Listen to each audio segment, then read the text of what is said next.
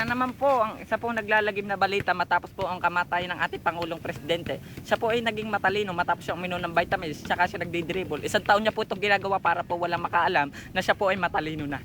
Ngunit po ang mga punong ito ay nagtumbahan dahil po sa kanya, sa kagagawa niya nawawalang bill. Tingnan niyo ang kinalabasan. Naputo lang puno, nagka-flashlight, nagka-ulan, nagkakahit ano dito sa desyerto natin. Si Sir Rizal po, pilit niya pong tumatayo pero siya po ay natutumba sapagkat siya nahihirapan na. Dito na po sa balitang ito, wala pong kung sino-sino. Tingnan nyo itong bolang to.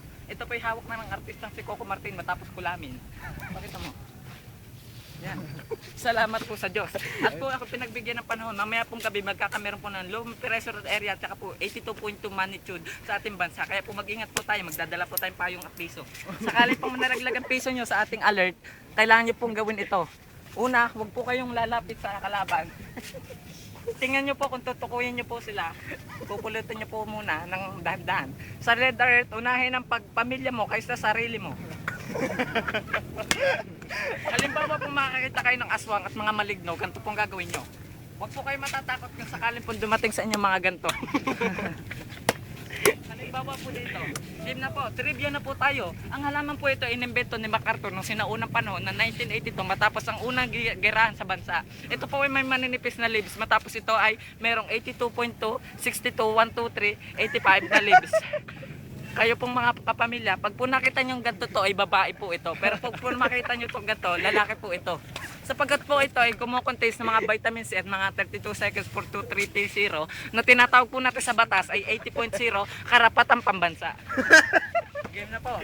Salamat po sa inyong pahayag, pero po salamat at magagabi na po. Hindi po natin yon. Pag po kayo nakakita ng mga gantong karton, so tulak po ninyo kasi po kayo ay mabait.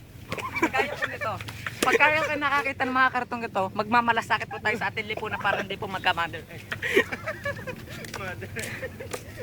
Sakali man pong hindi umubragin yung pagtulad, subukan nyo na lang po limutin ng kahit kapiraso para makatulong po tayo sa bansa.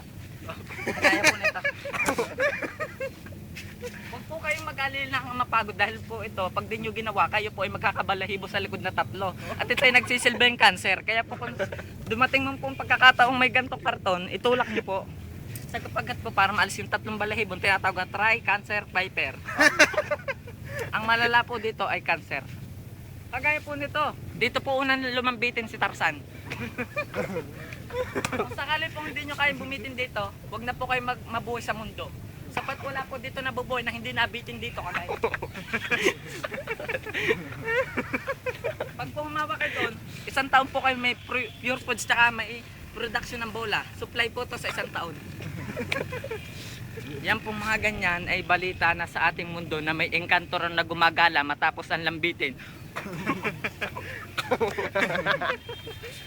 Huwag po kayo magtaka ang punong ito ay tinitirhan na ng mga maligno sapagkat ito ay sanhi ng pagkabigo ng ating mga magulang matapos ang gera, dito po nilibing ang mga patay.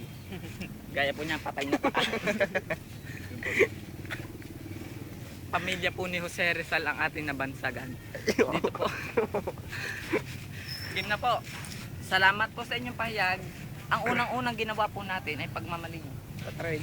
Sa tren. Lalapit po tayo. Masasakyan po natin. Stop mo muna. Stop. Ay puta ka na, daming tao. Wag. Poso muna.